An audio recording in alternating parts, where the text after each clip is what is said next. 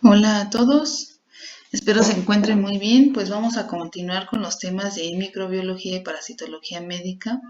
Recuerden que estamos utilizando la bibliografía Jagworth y viene también en la misma sección donde viene Mófilos, capítulo 18. Eh, Vamos a ver Bordetella pertussis. Hay diferentes tipos de bordetela que ocasiona también enfermedades, por ejemplo, en los perros, en los conejos, en algunas aves. Pueden ocasionar también infecciones en el humano, pero solamente en personas inmunodeficientes o inmunodeprimidas en algunos casos. Pero pues nos vamos a basar en esta presentación en Bordetella pertussis, que como decíamos es la principal que nos aqueja a nosotros. Estos, acuérdense que, bueno, ocasionan una enfermedad bacteriana altamente contagiosa que ocasiona una tos violenta, incontrolable y que puede dificultar la respiración.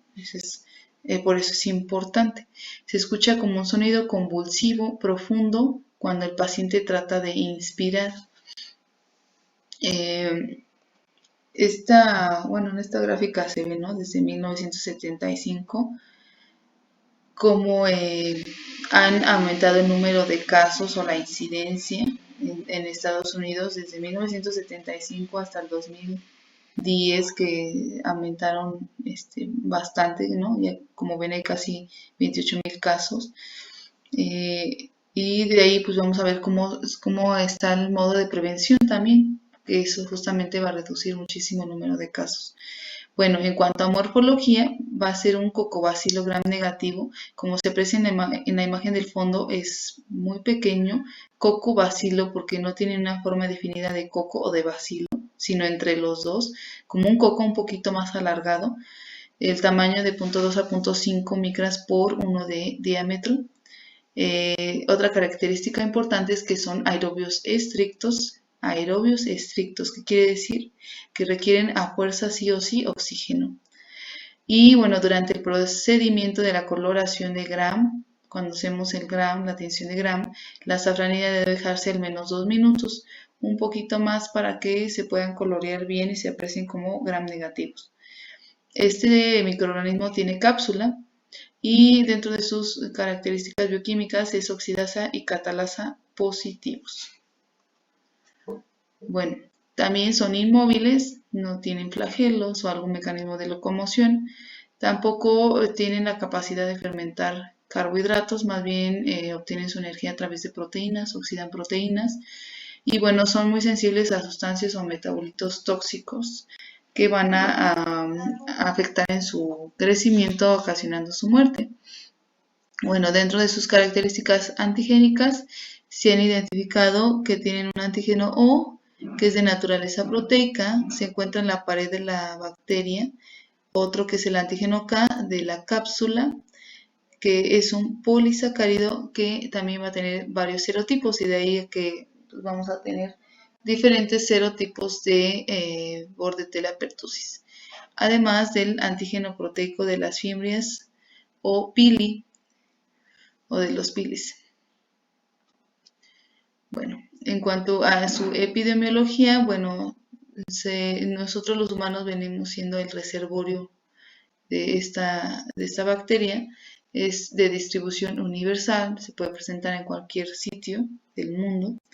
Y bueno, ¿quiénes son los más afectados? Desgraciadamente los niños menores de 1 año son los que tendrán mayor riesgo de infección, y de ahí a que vamos a ver que para esto sí existe vacunación. Eh, Justamente las personas que no tengan la inmunización, pues son las que presentan mayor riesgo para padecer la enfermedad, ¿no? O podría darles más violentamente. ¿Cómo se va a propagar o se va a transmitir esta infección? Pues es de persona a persona a través de esas partículas aerolizadas infectadas, ¿no? A través de estornudos, al hablar, principalmente. Bueno, en cuanto a factores de virulencia, vamos a tener que existe una que se llama hemaglutinina filamentosa.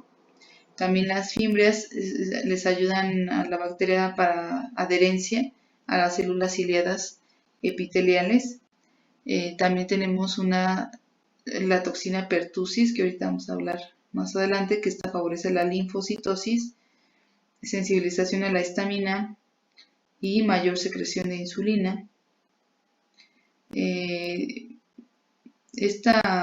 La hemaglutinina filamentosa y la toxina pertussis van a ser proteínas secretadas y por lo tanto se encuentran fuera de la célula de la bacteria, pues.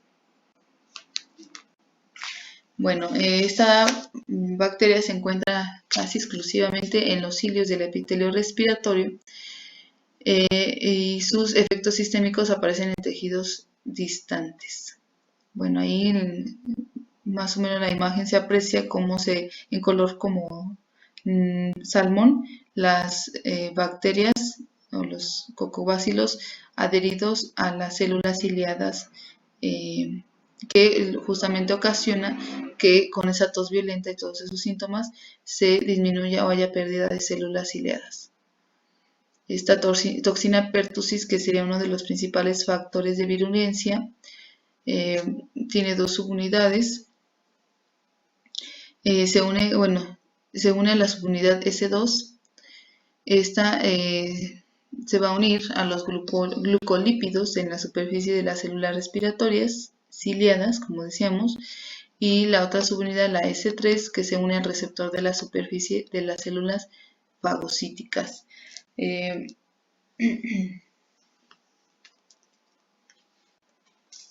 Bueno, aquí podríamos ver a modo de esquema en las células ciliadas como una subunidad se va a unir a los glucolípidos y la otra se va a unir al gangliósido en la superficie de las células fagocíticas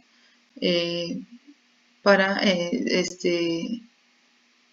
afectar, ¿no? O a hacerse más masiva la infección. Tenemos otro factor de virulencia también importante, la adenilciclasa o hemolicina, que aumenta el valor intracelular de adenilciclasa e inhibe la muerte por fagocitosis y la migración de los monocitos. Y las fimbres, que también les sirven, decíamos, en el proceso de adhesión. La citotoxina, que inhibe la síntesis de ADN en las células ciliadas y por eso va a disminuir el número de estas. El lipopolisacárido, que es propio de los gram negativos, que va a causar lesiones en el epitelio de las vías respiratorias superiores también. Y bueno, aquí en forma de tabla, todo lo que ocasionan tanto las adhesinas, que son todas estas que mencionábamos, y las toxinas que puede también generar.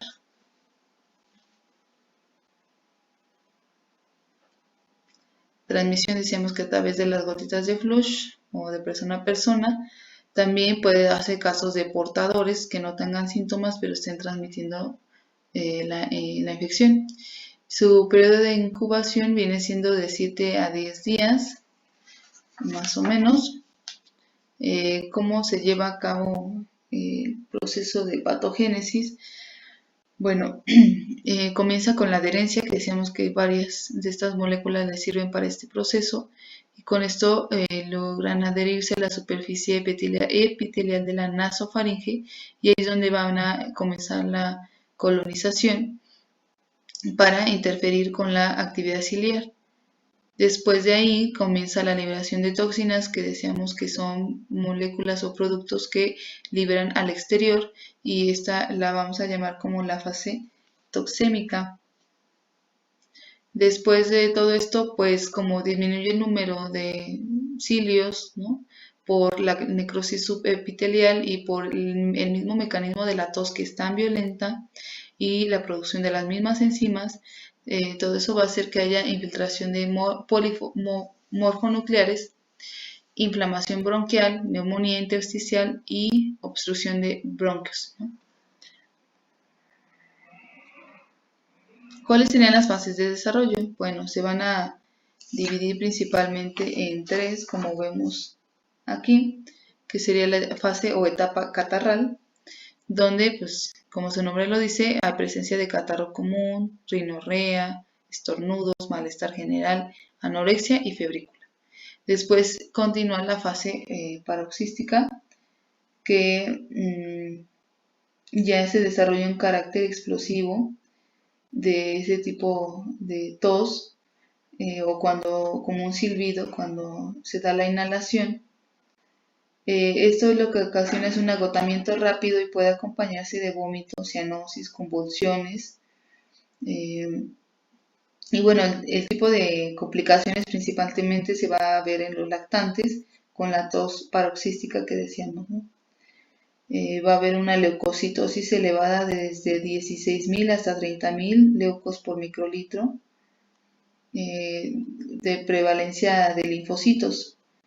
Y bueno, la fase de convalescencia pues va a ser más lenta, va a tardar un poco más, y puede terminar también bueno, más o menos de 4 o 6 semanas puede llegar a durar en los adultos, y pueden aparecer también complicaciones secundarias, ¿no? Bueno, como decíamos que puede haber cierta obstrucción, puede haber falta de oxigenación producida también por la tos, ¿no? Sobre todo en los lactantes.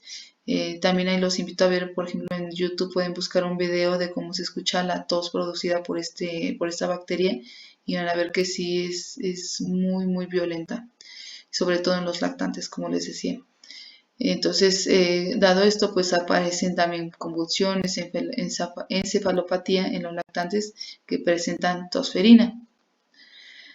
Bueno, el diagnóstico principalmente va a ser un lavado nasal, ese sería como la muestra preferida o de elección. Un lavado nasal con solución salina. Pueden utilizarse frotis de secreciones nasofaríngeas o las mismas gotitas de tos que expulsa la persona al toser durante un ataque. Se le coloca enfrente del niño o del adulto una caja Petri con el medio de cultivo para que ahí se recopile, ¿no?, esa muestra. Pero les decía, la de elección viene siendo el lavado nasal con solución salina. También hay otro tipo de pruebas que se pueden hacer como anticuerpo fluorescente directo, con pruebas de Lisa y ese tipo de pruebas, pero también la ideal es el cultivo del líquido de lavado nasal. Se cultiva en un medio específico, que ahorita vamos a ver qué es lo que contiene también, el de Bordet Genju. Bueno, este contiene infusión de papa, glicerol, sangre de carnero. De hecho parece un agar sangre, como lo ven rojo también ahí. Otro sería el de Regan Low, que contiene carbón, sangre de caballo y cefalexina. Este medio de cultivo es importante que se le coloque también penicilina para que no crezcan otras bacterias que no nos interesan. Se incuban de 35 a 37 grados centígrados y más o menos en un periodo de 3 a 7 días en un medio aeróbico, como decíamos, porque es importante el oxígeno para estos, y que haya humedad. Es fácil que crezcan estos bacilos, ¿no? Ahora, aquí podríamos ver cómo se aprecian en este medio de Bordet colonias pequeñas brillantes que generalmente aparecen en un lapso de 72 a 7 días, como decíamos. Creo que sí se alcanza a apreciar aquí, ¿no? Se dice aquí brillantes como gotas de aceite o gotas de mercurio, ¿no? Más o menos así se ve en el medio. Decíamos que otra vez prueba de anticuerpos fluorescentes con muestras también de lavado nasofaríngeo también se pueden hacer. Este sería una tinción de Gram de un cultivo de pertussis, como se apreciaría en la figura 2, que es la de acá, un cultivo de 72 horas en el medio de Regan Lower. Aquí como se observan los bacilitos.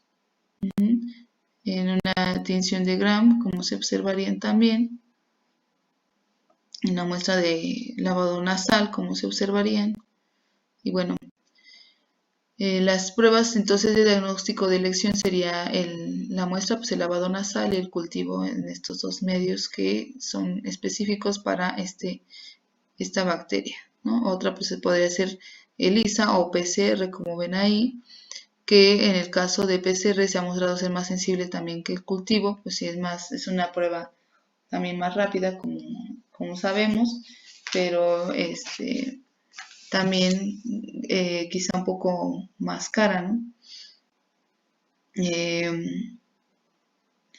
Bueno, dice, cuando se dispone de esta prueba, pues sí pues sería algo ideal, ¿no? Pero no sabemos que no en todos los laboratorios se tiene este tipo de pruebas moleculares. No es tan fácil, lo más común pues es el cultivo, sobre todo en el caso de bacterias. Que PCR, recordemos, es amplificar una secuencia determinada del material genético de la bacteria para poder identificar ciertas ondas o ciertas secuencias, ¿no? de ese material genético y poderlo identificar, ¿no?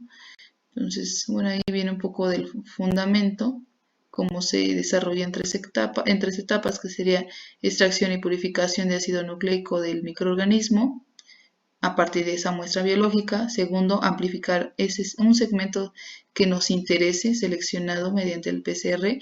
Y la tercera, detección de fragmentos amplificados o amplicones, ¿no? Lo que les decía, para poder saber si es. Esto se puede hacer por electroforesis en gel, de agarosa, tinción de bromuro de etilio o hibridación con sondas específicas. Todo esto dura más o menos 24 horas, o sea, se acorta mucho el tiempo de espera también. Recordar que, bueno, el tratamiento, se suele administrar, como ven ahí, eritromicina, sería de los más comunes. Sobre todo en la etapa catarral de la enfermedad para favorecer la eliminación de las bacterias. Puede tener cierta utilidad también como profilaxis también. El tratamiento, bueno, tras el inicio de la fase paroxística, pocas veces modifica la evolución clínica. Es importante tener en cuenta la inhalación de oxígeno en esta situación y sedación para evitar la lesión anóxica del cerebro. Bueno, eso es en cuanto al tratamiento. En cuanto a la prevención, decíamos que hay vacunas, entonces se llevan varias inmunizaciones. Entonces, en el caso de los lactantes, pues deben de recibir, ¿no? 3 inmunizaciones durante el primer año de vida y después otras de refuerzo, para tener la inmunidad contra esta. Bueno, las vacunas acelulares, por ejemplo, tienen por lo menos dos de los antígenos que veíamos, por ejemplo, la toxina de la tosferina inactivada o hemaglutinina filamentosa o proteínas de las fimbrias, entre otras, son de los principales antígenos que contienen estas vacunas. Esta vacuna se aplica en combinación con otros, con el de los toxoides de la difteria y tétanos, la DPT, no sé si la recuerdan, difteria, tosferina y tétanos, ¿no? Bueno, entonces esos ya están dentro del esquema de vacunación. Hasta los 6 años también se debe de aplicar cierta inmunización o refuerzo. Y bueno, ya nada más como mecanismo de control.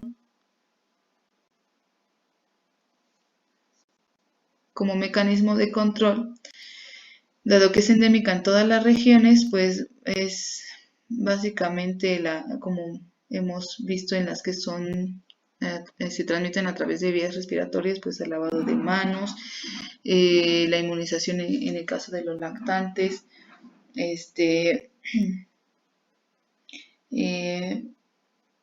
y pues básicamente eso es como que lo más importante. Acuérdense de que la eritromicina sí se puede aplicar también durante 5 días en los lactantes no inmunizados o a los adultos con exposición intensa a modo de prevención, ¿no? También se podría aplicar ahí. Y bueno, eso es todo. Entonces, por mi parte, ya después durante las clases estaremos ahí para resolver sus dudas. Espero haya quedado claro. Y pues muchas gracias por su atención. Nos vemos después.